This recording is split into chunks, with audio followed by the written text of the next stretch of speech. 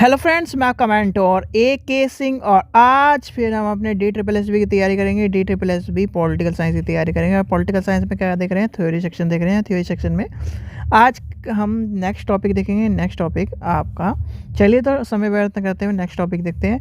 और जो भी स्टूडेंट यानी कि जो भी स्टूडेंट हमारे चैनल से जुड़ रहा है वो क्या करे, सबसे पहले हमारे चैनल को सब्सक्राइब कर ले।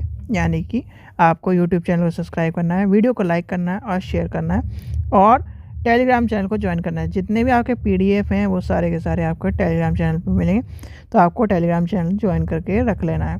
ठीक है बच्चों, तो चलिए आज का यानी कि आज देखते हैं कि आज का टॉपिक क्या है। यानी कि अब आ रहा है यानी कि जो पॉलिटिकल थ्योरी या फिर पॉलिटिकल है साइंस है हमारा, तो पॉलिटिकल साइंस का जो प्रोस्पेक्टिव है यानी कि एक तरह से प्रोस्पेक्टिव के बारे में आता है क्वेश्चन या फिर आपका समझा जाता है। तो वो क्या है, जैसे कि आपका मान के चलते हैं ट्रेडिशनल यानी कि परंपरागत, ट्रेडिशनल और मॉडर्न प्रोस्पेक्टिव। ठीक है, यानी कि अगर हिंदी में लेके चलें तो हिंदी में क्या कहेंगे, परंपरागत और आधुनिक। यानी कि परंपरागत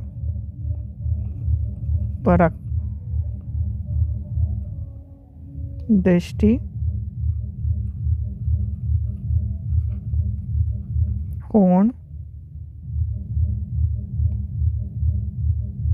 एवं आधुनिक दृष्टिकोण। ठीक है, तो ये आपका आज का टॉपिक है। सबसे पहली बात आती है कि जो विकास के यानी कि राजनीति विज्ञान के अध्ययन में दो प्रकार के प्रमुख ये हो गए, यानी कि दो प्रकार के हो गए, आपको दो प्रकार के बता दिए। अब दो प्रमुख क्या हो गए, दृष्टिकोण हो गए। तो दो प्रमुख दृष्टिकोण के रूप में हमने जब इस चीज़ को पढ़ा है तो कहीं ना कहीं आपको पहला क्या मिला, परंपरागत। यानी कि परंपरागत का मतलब ये है कि आपको परंपराओं से जुड़ा हुआ कहीं ना कहीं दृष्टिकोण है। अब ये क्या है, आधुनिकता की बात कर रहा है। अब आधुनिकता में क्या आएगा, यानी कि आधुनिकता की बात जब होगी तो आधुनिकता में आपकी ये आ जाएगी। ये देखो, परंपरा का मतलब ये है कि एक हेड होगा, राजा क्या है, राज करने के लिए पैदा होता है, और क्या है, प्रजा क्या है उसके गुलाम बनने के लिए। ये क्या है, एक तरह से कहीं ना कहीं परंपरा के दौर में माना जाएगा। आधुनिकता क्या है, आधुनिकता में क्या है, जनता क्या है, व्यक्ति यानी कि एक व्यक्ति को चुनेगी और वो क्या है, उसे अपना क्या बनाएगी, हेड बनाएगी। और जनता क्या है, लोकतांत्रिक, यानी कि इसमें क्या है, लोकतांत्रिक आ जाती है और इसमें क्या है, राजसत्ता आ जाती है। तो इस चीज़ का भी आपको पता होना चाहिए क्या है। और जो राजनीतिक यानी कि जो परंपरा तरह के चल रहे हैं और जो परंपरा से जुड़े हुए बात आ रही हैं वो क्या है, जैसे कि आपका क्या है, एक मान के चलते हैं जो राजनीतिक के दर्शन है, राजनीति के सिद्धांत हैं, जो राजनीतिक विचारक हैं, वो सारे के सारे आपके क्या जाएंगे, परंपराओं पर आधारित हैं। और जो कहीं ना कहीं तुलनात्मक राजनीति है, लोक प्रशासन है, अंतर्राष्ट्रीय विधि है, कानून है, वो संगठन, यानी कि वो सारा का सारा आपका इसके अंदर आ जाता है। जैसे कि मान के चलते हैं हम क्या लेके चलेंगे, हम आपका हो गया, सबसे पहले हम लेके चलेंगे यानी कि फर्स्ट में हम क्या क्या लेके चलेंगे, राजनीतिक चिंतन। ठीक है, फिर आपका आ जाएगा राजनीतिक दर्शन। ठीक है, फिर उसके बाद क्या आएगा, सिद्धांत, राजनीतिक सिद्धांत। ठीक है, फिर आपका आ जाएगा विचारधारा, यानी कि राजनीतिक विचारधारा। अब इसके बाद क्या आएगा, जो यानी कि विचारधारा हो गई, राजनीतिक आपका संरचना हो गई या फिर राजनीतिक ढांचा। ठीक है, यह आपके किस में चला गया, परंपरा में, परंपरागत राजनीति में। दूसरे में क्या आएगा, तुलनात्मक, यानी कि तुलना करने वाली जितनी भी राजनीति हुई वो आधुनिकता पे चलेगी। तुलनात्मक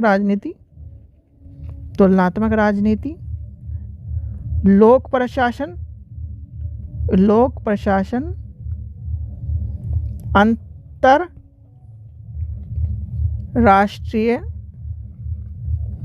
विधि, कानूनी राजनीति,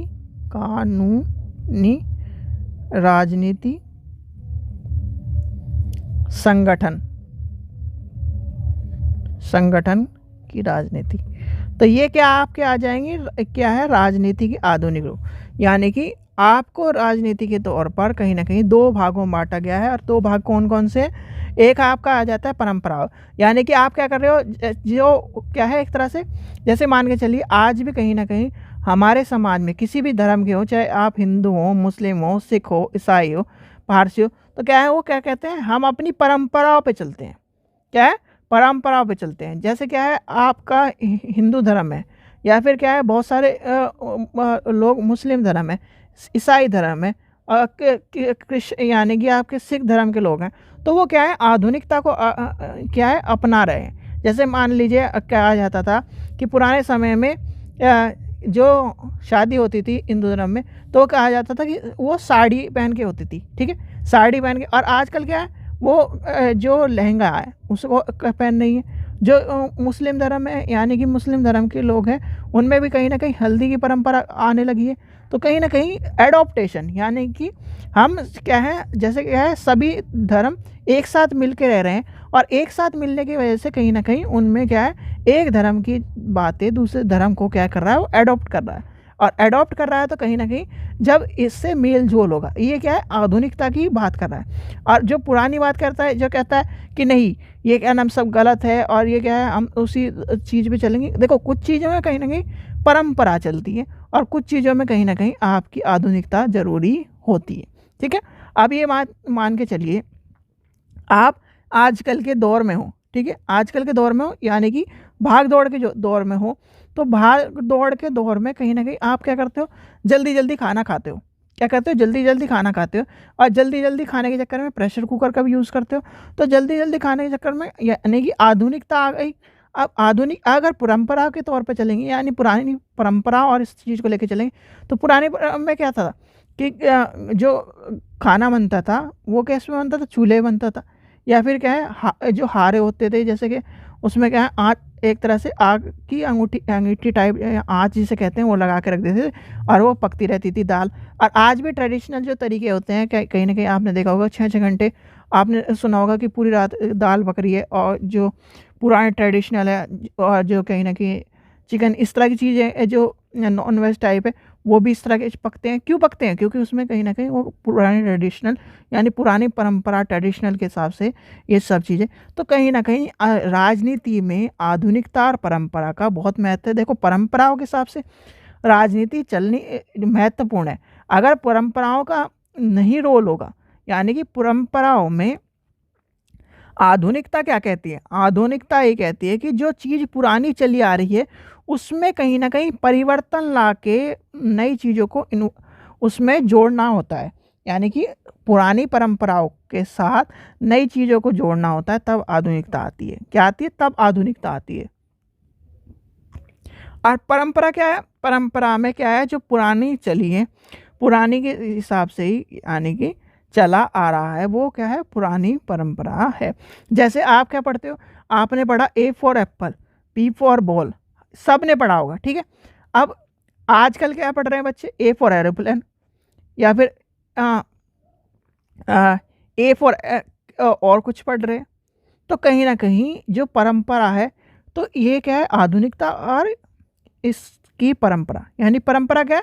परंपरा जो पुराने समय से चली आ रही है। और आधुनिकता क्या है? आधुनिकता पुराने समय की जो चीज़ों में नई तकनीक ला के उसमें परिवर्तन करा जा रहा है, वो आधुनिकता के दौर में आएंगी। और आधुनिकता कहीं ना कहीं जो एक लोकतंत्र, यानी कि राजनीति में किसको जन्म देती है? लोकतंत्र को जन्म देती है। व्यक्ति को स्वतंत्रता की बात करती है, व्यक्ति को गुलाम बनाने की बात नहीं करती।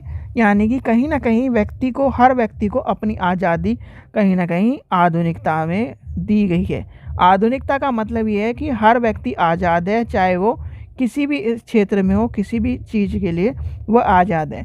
पुराने यानी कि परंपराओं में यानी परंपरागत राजनीति में कहीं ना कहीं उससे के साथ उसके अधिकारों का हनन था, और कहीं ना कहीं इन सब चीज़ों के लिए कहीं ना कहीं राजनीति में आधुनिकता का दौर इसीलिए आया है कि कहीं ना कहीं जो व्यक्तियों के साथ हनन हो रहा है, व्यक्तियों की आज़ादी के साथ हनन हो रहा है, समानता के साथ हनन हो रहा है, तो इसी का लिए कहीं ना कहीं आपके राजनीति और कहीं ना कहीं परंपरागत राजनीति और क्या आधुनिक राजनीति का दौर आया था। अब जो क्या है इसका दृष्टिकोण देखा जाए तो दृष्टिकोण में आपको पता होगा कि जो परंपरागत राजनीति का निर्माण और विकास में अनेक राजनीतिक विचारों का योगदान रहा है, जिसमें क्या है प्लेटो, यानी कि नंबर 1 लिख रहा हूँ मैं। नंबर 1 में कौन कौन आते हैं आपके?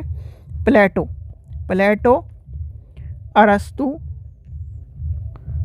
अरस्तु, फिर आपका आ जाएगा लॉक आ जाएगा, रूसो आ जाएगा, कांट आ जाएगा, हीगल आ जाएगा, ग्रीन आ जाएंगे। तो ये क्या है आपके सारे के सारे लिख लीजिए, मैं लिख ही देता हूँ। फिर आपका आ जाएगा लॉक, रूसो, कांट, हीगल, ठीक है, ग्रीन आदि, ठीक है। और फिर उसके बाद क्या आएगा? फिर उसके बाद आपका यानी कि अब आधुनिकता में कौन से, आधुनिकता के समर्थन में कौन से लिखिए? लियो स्ट्रॉसन,